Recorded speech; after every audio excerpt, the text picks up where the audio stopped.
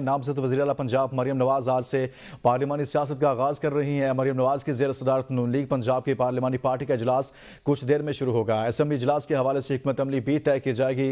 इसी पर मजीद बात करते हैं ब्यूरो चीफ लाहौर उमर दराज गोंदल से। जी उमर, बताइएगा असम्बली इजलास के हवाले से हिकमत अमली भी तय की जाएगी।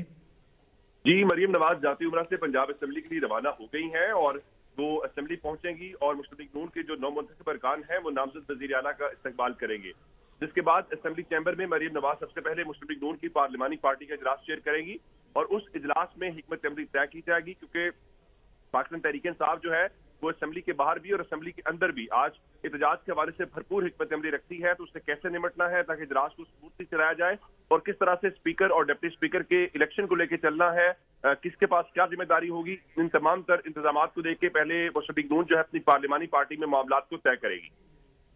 जी ठीक है, ब्यूरो चीफ लाहौर उमर दराज गोंदल इस हवाले से आगाह कर रहे थे। मरियम नवाज जाती उम्र रायगढ़ से पंजाब असम्बली के लिए रवाना हो चुकी हैं।